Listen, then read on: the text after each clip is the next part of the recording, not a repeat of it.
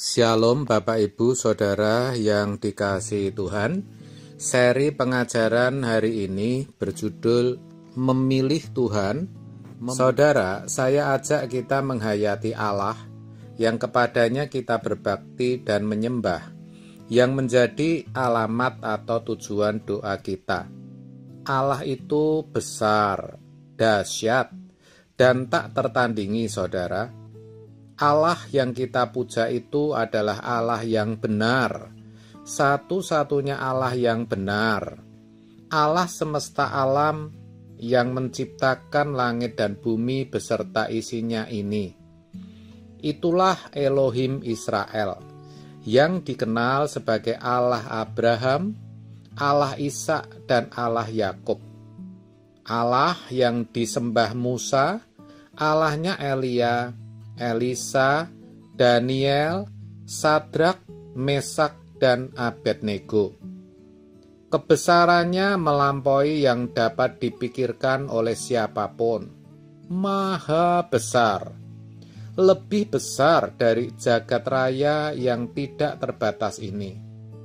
Betapa mengerikan, betapa mendahsyatkan pribadi agung ini. Saudara, kita ini beruntung boleh menjadi umat pilihan dan boleh mengenal Dia. Tetapi keberuntungan itu akan menjadi malapetaka ketika kita tidak bisa menempatkan Allah secara benar dalam hidup kita dan tidak menempatkan hidup kita secara benar di hadapannya. Itulah sebabnya kita harus memilih Dia. Kita harus berani melepaskan, menanggalkan, atau meninggalkan apapun juga yang bisa menghalangi hubungan kita dengan Tuhan. Yohanes 17 ayat 3 menuliskan, "Inilah hidup yang kekal itu, yaitu bahwa mereka mengenal Engkau, satu-satunya Allah yang benar, dan mengenal Yesus Kristus yang telah Engkau utus." Jadi, kenapa saya katakan beruntung bisa menjadi umat pilihan dan bisa mengenal Allah, Tuhan kita, Yesus Kristus? Karena itu akan membawa kita kepada hidup yang kekal. Maka, saudaraku, kita harus mengenal Allah yang benar, dan kita mau memiliki Dia, dan Dia memiliki kita. Kita mau meninggalkan, menanggalkan, melepaskan segala sesuatu yang dapat menghalangi, merusak hubungan, harmonisasi kita dengan Tuhan, hubungan ideal kita dengan Tuhan. Dan tentu yang merusak hubungan kita dengan Tuhan adalah dosa. Yesaya 59 ayat 2 mengatakan, "Tetapi yang merupakan pemisah antara kamu dan Allahmu, ialah segala kejahatanmu. Dan yang membuat dia menyembunyikan diri terhadap kamu, sehingga ia tidak mendengar, ialah segala dosamu." Jadi, saudara, kita harus meninggalkan semua dosa tanpa kecuali, sekecil, sehalus apapun. Kita, orang-orang ini sudah rusak, betul.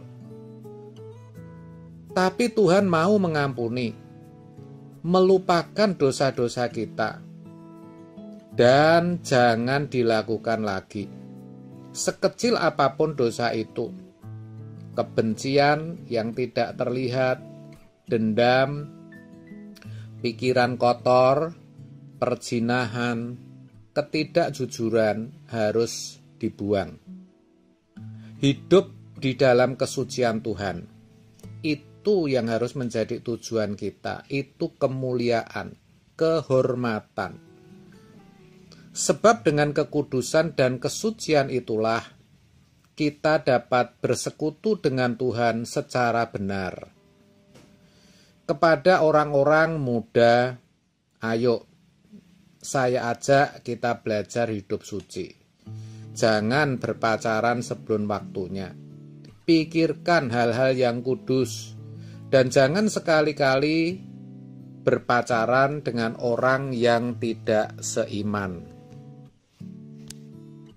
Karena itu pengkhianatan terhadap Tuhan dan kamu akan celaka.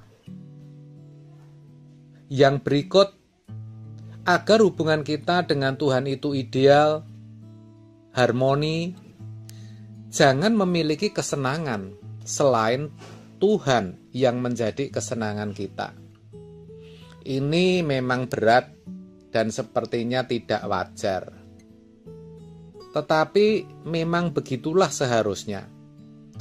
Karena irama jiwa kita pada umumnya sudah terikat dengan hiburan, tontonan, uang, harta, kebanggaan, kehormatan, senang dipuji, jadi pimpinan, dan lain sebagainya.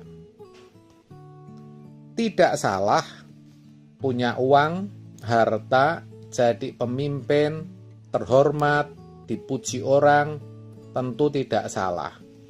Tetapi jangan menjadikan semua itu kebahagiaan kita, terutama hobi-hobi yang mencuri perhatian kita, yang membuat uang kita terbuang sia-sia. Jangan anggap murahan Tuhan itu.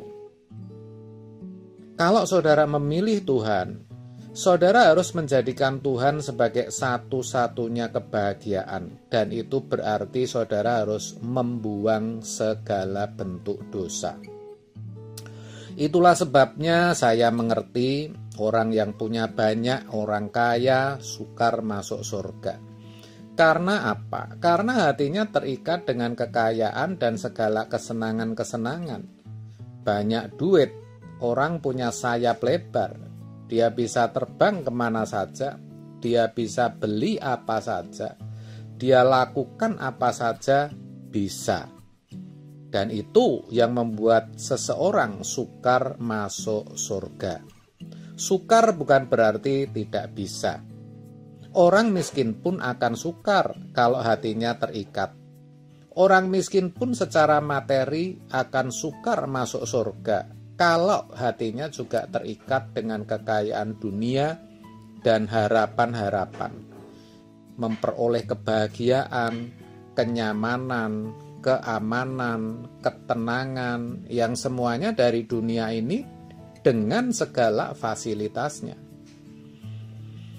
Yang pertama, saudara, suci.